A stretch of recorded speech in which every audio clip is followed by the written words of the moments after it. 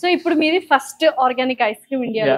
So usual గా మనము for example అప్పట్లో గోలీ సోడాలు ఉండేవి, మధ్యలో మళ్ళీ స్టార్ట్ చేసినప్పుడు అసలు ఎంత మంది స్టార్ట్ చేశారో లెక్క కూడా లేదు. ఫస్ట్ అతను హిట్ అయ్యాడు, తర్వాత వాళ్ళు కూడా హిట్ అయ్యారు, ఫట్ అయ్యారు, అదంతా నెక్స్ట్ లెవెల్.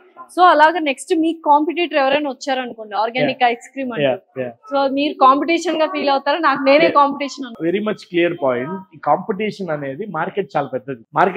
మీరు అన్నట్టు గోలీ సోడా అనే సెగ్మెంట్ ఇది నాస్టాలియా సెగ్మెంట్ తో వచ్చింది. మీకు అదే ప్రోడక్ట్ మాక్టైల్ గానో కాక్టైల్ గానో మార్కెట్ లో కొన్ని వందలు ఉన్నాయి. సో దాన్ని బాటిలింగ్ చేసి ఇదే సెగ్మెంట్ నాది అంటే కుదరదు. ఎమోషన్ తో నాస్టాలియా సెగ్మెంట్ అనేది అదే అన్నాను కదా, 2 సార్లు 3 సార్లు వరకు ఓకే, మన రెగ్యులర్ నోట్ నాట్. ఇప్పుడు కూడా నేనేం చెప్తున్నాను, ఆర్గానిక్ ఐస్ క్రీమ్ అన్న ఐస్ క్రీమ్ లో ఆర్గానిక్ చేస్తాను. బట్ మై పాయింట్ ఈజ్ నేను కొత్త ఇప్పుడు సార్బేనో యోగోటో తీసుకొని రాలేదు, which is a one timer advantage for Indian again. So ice cream ఉన్న సెగ్మెంట్ అంటే ఎంటైర్ కేటగిరీని నేను క్రియేట్ చేయాలి.